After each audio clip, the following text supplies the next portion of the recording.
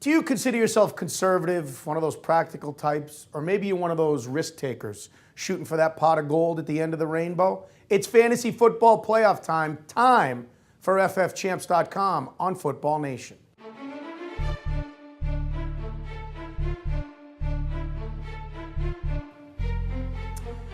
Hi everybody, I'm Butch Stearns of the Pulse Network. We once again turn our lonely fantasy football playoff eyes to Billy Enright and ffchamps.com.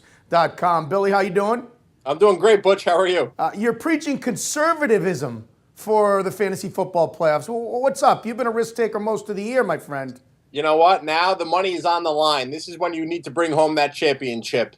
And the reason why we want to be conservative, we want to sit tight on the waiver wire. Think about it. It's the fantasy football semifinals. Probably only 4 teams left in your league that are really looking at the waiver wire. And to be honest with you, Butch, the guys that got you here are the ones you want to roll with in the playoffs. You don't want to go out on the waiver wire and look at a quarterback or a backup running back now that are going to get you high upside for the most important weeks in fantasy football. It's better to sit tight than start getting cute with your lineup and plugging in these guys that you just scooped up off free agency. All right, so let's give specific examples. RG3 is one of the biggest stories of the week. Nobody's sure how long he's going to be out. All the reports are that it's not torn, that it's just a knee sprain, but he's a good example. If we had taken your advice getting up there, we've already got a backup quarterback on our roster. We're not going to go up and pick up Kirk Cousins, right?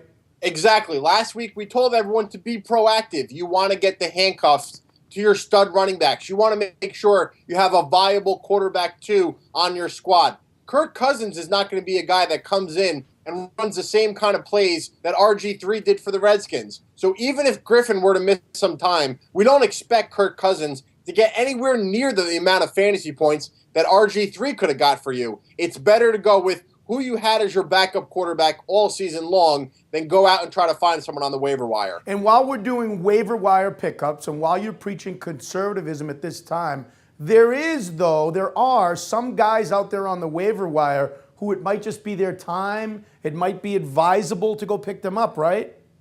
Right, so we're looking at the running backs now. And when we said to be proactive last week, we told everyone to go out and get your handcuffs. And that really came true this weekend. Perfect example is David Wilson of the New York Giants. Had over 327 all-purpose yards, 100 yards rushing, 2 touchdowns. We saw Ahmad Bradshaw go to the locker room with a foot injury. He was able to come back and play. But the point is, if Bradshaw were to miss any time going forward, at least you would have had David Wilson on your squad already. Even if you don't have Bradshaw, David Wilson's only 1 injury away from getting the ball a lot more with the New York Giants. And another great example is Bernard Pierce of the Baltimore Ravens. Ray Rice had a great game, but you know what? Now he's getting bothered by a hip pointer injury. So Bernard Pierce, we saw him get into action a little bit more. Those were the proactive steps that we told you about last week. If you didn't do them last week, now's the time to go out and get your running back handcuffs. All right, and depending on my format and my league, whether I got 3 flex or 1 flex or I have a wide receiver who got injured, give me a couple of wide receivers who might just put me over the edge and get me into the championship. You know, wide receiver is such a deep position, so unless you were really bitten by the injury bug, you're probably not going to even need these guys. But 2 wide receivers that I expect to get some more production going forward, Dominic Hickson of the New York Giants. Akeem Nicks had to get x-rays on his leg after the game. We won't know his status for Week 15 until probably Sunday. Even with Nicks in the lineup against the Saints, Dominic Hickson still had 30 yards and a touchdown.